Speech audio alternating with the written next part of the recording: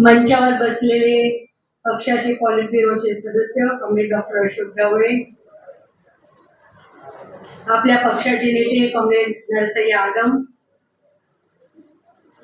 आपल्या राज्याचे secretary comrade Ajit Navale, मंचावरील सर्व नेतेगण, संभाजी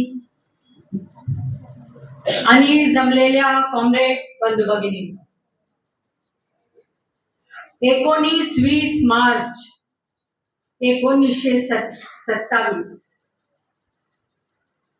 हा दिवस, याच्या बाबत आपण सगळ्यांनी खूप ऐकलंय, खूप वाचलेलं पण आहे. पण या भूमीवर पाय ठेवून जेव्हा आपण प्रत्यक्षात या 14 तलावाकडे गेलो आणि ज्या ठिकाणी मनुस्मृतीचा दहन झालं डॉक्टर बाबासाहेब आंबेडकरांच्या नेतृत्वाखाली, तेव्हा वेगवेगळ्या पद्धतीच्या सगळ्या भावना मनात आल्या. ही ऐतिहासिक भूमी ज्याच्यासाठी आता 100 वर्ष पूर्ण होत आली आहे, त्या 100 वर्षापूर्वी आणि या 100 वर्षाच्या नंतर आणि याच्या नंतर आणखी 100 वर्ष समाजामध्ये जो पीडित आहे, जो शोषित आहे, जे मागासलेले आहे, यांच्या शेकडो वर्ष त्यांचा जुलूम संपला पाहिजे याच्यासाठी संघर्ष होत आहे. आणि मनुस्मृतीचं दहन ज्या ठिकाणी झालं, त्या मातीला मला हात लावायला संधी भेटली, हे आता आयुष्यभर कधीच विसरणार नाही. डॉक्टर बाबासाहेब आंबेडकरांच्या या संघर्षामध्ये सर्व समाजाने भाग घेतला, बहुसंख्य दलितांनी भाग घेतला, त्याच्यात महिलांचा फार मोठा सहभाग होता. प्रचंड मोठ्या प्रमाणावर महिला उतरल्या आणि ते फक्त पाठिंबा देणारे नव्हते, त्या लढ्यामध्ये ते समान संघर्षाचे समान वाटेकरी होते, भाग घेणारे होते, अधिकारासाठी आवाज उठवणारे होते आणि समाज परिवर्तन, समाज सुधारच्या त्या लढ्यामध्ये स्त्रिया फार मोठ्या प्रमाणावर उतरलेल्या. आणि डॉक्टर बाबासाहेब आंबेडकर यांनी नेहमी स्त्री दास्याच्या विरोधात कशा पद्धतीने आपण उतरलं पाहिजे हे सातत्याने आपल्या लक्षात आणून दिलेलं आहे.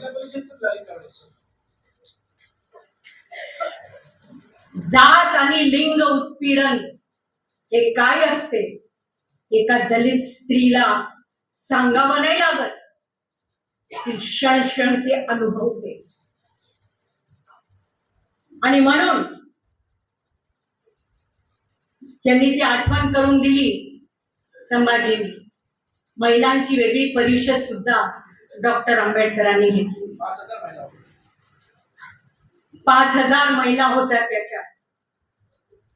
आणि त्यावेळेस त्यांनी स्त्रियांना सांगितलं की सगळे सनातनी मूल्य जे आहेत, समाजाने महिलांवर थोपून दिलेली जी मूल्य आहेत, त्या मूल्यांना चॅलेंज करायला शिका आणि ती मूल्य तोडायला शिका. म्हणून सर्वप्रथम तर त्या महिलांनी नऊवारी साडी घालावी याचं ट्रेनिंग देण्याचं काम काही महिलांकडून दलित महिलांनी घेतलं.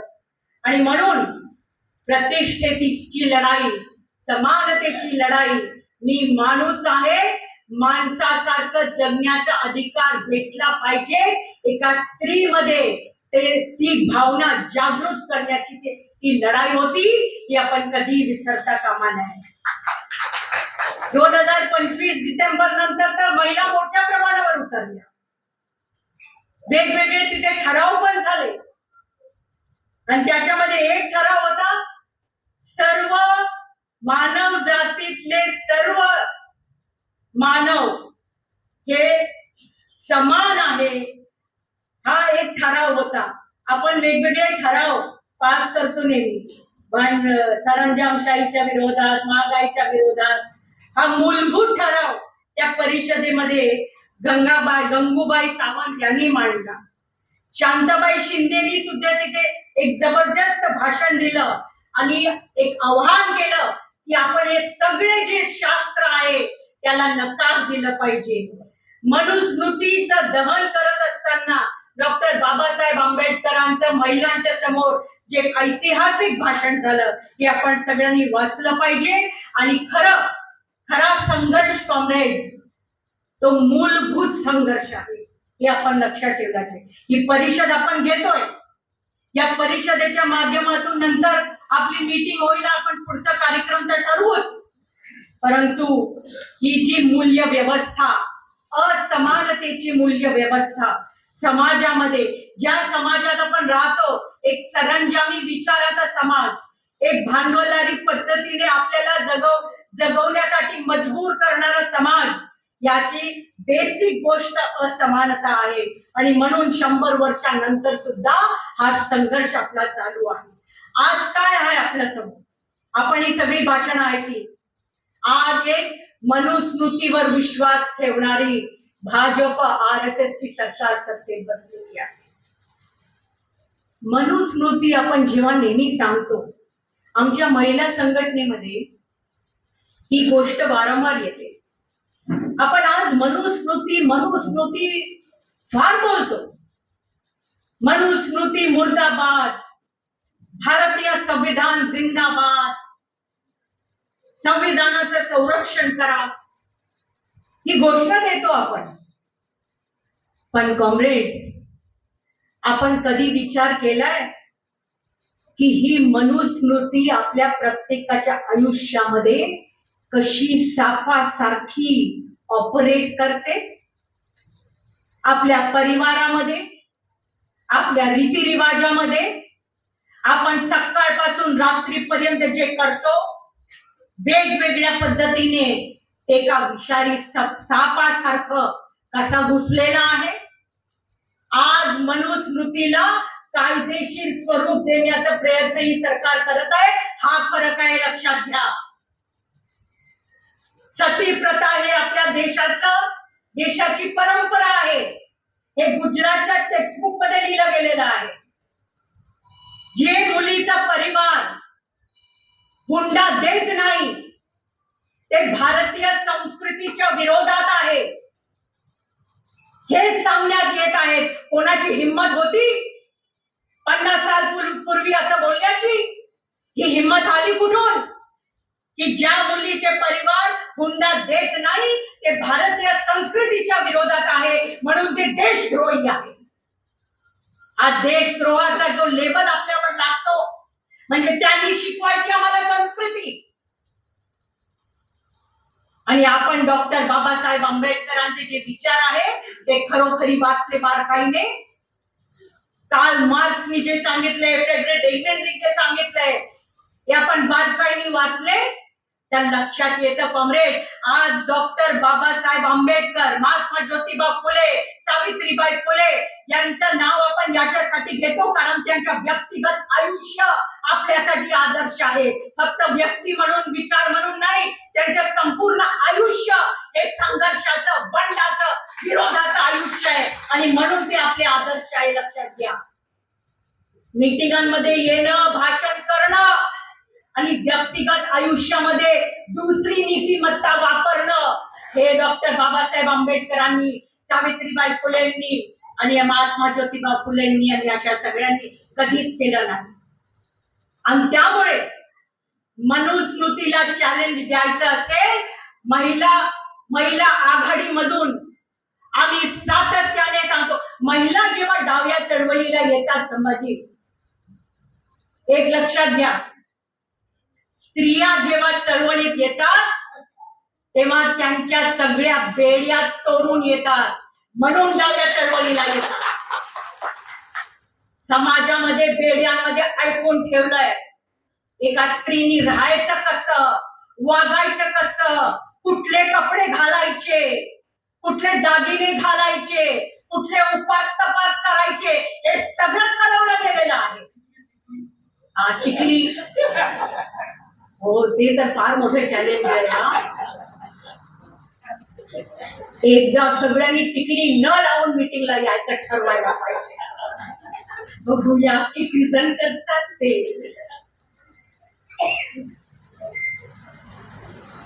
त्याच्यामुळे महिलांवर जो दबाव आहे, जेव्हा ते चळवळीत येतात तेव्हा या सगळ्या बेड्या तोडून येतात कॉम्रेड्स. आणि किंवा तोडले नाही पूर्णतः तरी सातत्याने तोडण्याचा प्रयत्न करतात. म्हणून चळवळीत आहे. आणि म्हणून आपण सगळेजण जेथे बसलेले आहोत, कारण आमची अडचण होते. कुठलाही कार्यक्रम असला ना, त्या कार्यक्रमात कोणी जायचं, मी की तू, हे कधी कधी ठरवलं जात. त्याच्यामुळे या पूर्ण समाजामध्ये हे मनुस्मृती लागू करण्यासाठी अगदी नियोजित पद्धतीने स्त्रियांवर त्यांचं बोट आहे. हे सगळे जे भजन मंडळी हे आदिवासी भागापर्यंत शिरले. आता हे सातत्याने भजन मंडळी, स्वाध्याय मंडळी, पूजा पाठ हे किती पटीने वाढलेलं आहे. हे महिलांना यांच्या मनुस्मृतीच्या प्रोजेक्ट मध्ये त्यांना समाविष्ट केलं नाही तर त्यांची मनुस्मृती लागूच होऊ शकत नाही. ही हकीकत आहे, लक्षात घ्या. आज ते शुद्ध रक्ताची गोष्ट करतात. हे शुद्ध रक्ताच्या गोष्टीसाठी आपल्या देशात कायदे तयार केले त्यांनी. आंतरजातीय आंतरधर्मीय विवाह होऊ नये. महाराष्ट्राने आता पास केलाय कायदा. आपण गदारोळ केला पाहिजे होता महाराष्ट्रात, आपण नाही करू शकलो. स्त्रियांना कंट्रोल केल्याशिवाय, त्यांचा गर्भ कंट्रोल केल्याशिवाय ही त्यांची काय स्वच्छ आणि पवित्र रक्ताची संकल्पना, ही हिटलरवादी संकल्पना, ही फाशीवादी संकल्पना त्यांना अंमलात आणूच शकणार नाही. आणि त्याच्यामुळे स्त्रियांना काबीज करायचं, पितृसत्ताक मजबूत करायचं, सेवाचे धर्म शिकवायचे, गप्प बसण्याचे धर्म शिकवायचे. सगळे कायदे आपल्या देशामध्ये महिलांवरील अत्याचाराचे सगळे एकूण एक कायदे आपल्या देशाचे त्यांनी कमजोर करून टाकले. आज एकाही माणसाला कुठली शिक्षा होत नाही. ते ब्रिजभूषण पासून बघा की अंकिता भंडारीचा बलात्कारी बघा, कुठेही बघा तुम्ही, त्यांना शिक्षा होत नाही. ते कायदे जितके शिथिल करून टाकलेले आहेत. 498 मध्ये तर कुठेच अटक होत नाही आता. ही खरी परिस्थिती आहे. कोर्टामध्ये तुम्ही न्याय मागायला गेला तर काय आताच निकाल दिला ना, मुंबईच्या हायकोर्टाने निकाल दिला. आता या कुठला ते उत्तराखंडच्या हायकोर्टाने निकाल दिला. घाणेरडा निकाल. बलात्कार करण्याचा प्रयत्न झाला एका अल्पवयीन मुलीवर, पण संभोग नाही झाला आहे म्हणून तो निर्दोष आहे असा निकाल ज्युडिशरी मध्ये देण्यात आलेला आहे. काय करणार ती मुलगी, कोणाची मुलगी राहील सुरक्षित? म्हणजे आज स्त्रियांना अशा पद्धतीने टार्गेट करण्यात येत आहे. रोटी बेटीचा कुठलाही व्यवहार होता कामा नये. अंधविश्वास वाढवायचा. हे सगळे टीव्हीचे सिरियल अंधविश्वासाने भरलेले आहे. आता सगळे संस्कृतीच्या नावाने, परंपरेच्या नावाने आपल्या माथ्यावर मारायचा आणि सांगायचे ते करायला पाहिजे. आणि मग आपण परिवाराकडून तुटणं शक्य नाही, सांभाळावं लागतं परिवाराला. आणि मग काय करणार मनुस्मृतीचं आपण? हा प्रश्न आहे की नाही? त्यामुळे हे एका बाजूला या गोष्टी आणि शिक्षणातून ही मनुस्मृती अगदी व्यवस्थितपणे अंमलात आणतायत. हे दोन गोष्टी सांगून मी संपवणार आहे. हे मी का लक्षात आणून देते, जेव्हा आपण मनुस्मृती परत सांगतोय ते कायद्याचं स्वरूप देऊन आपल्या पूर्ण आयुष्यावर आज ते हावी होत आहे, ते लक्षात घ्या. आणि त्यामुळे फार मोठ्या प्रमाणावर आपल्याला संघर्ष करण्याची गरज आहे. स्त्रियांनी तर ह्या सगळ्या गोष्टींच्या विरोधात मोठा आवाज उठवण्याची गरज आहे. हे नवीन शैक्षणिक धोरण जे तयार केलेले आहे, तुम्हाला माहिती आहे हे जाती व्यवस्थेमध्ये हे जे कुंभार, मोची, अमुक तमुक जे आहे, त्यांनी मोचीच्या मुलांसाठी मोचीचा मुलगा डॉक्टर होता कामा नये. विश्वकर्मा स्कीम आणली आहे. मोचीच्या मुलगानी जास्त चांगला चप्पल कसा बनवायचा याची ट्रेनिंग घेतली पाहिजे. कुंभाराच्या मुलांनी जास्त मडकं कसं तयार करायला पाहिजे त्याची ट्रेनिंग, त्याचं त्याला मदत मिळेल. म्हणजे ही जाती व्यवस्था मजबूत करायचा प्रयत्न नाही.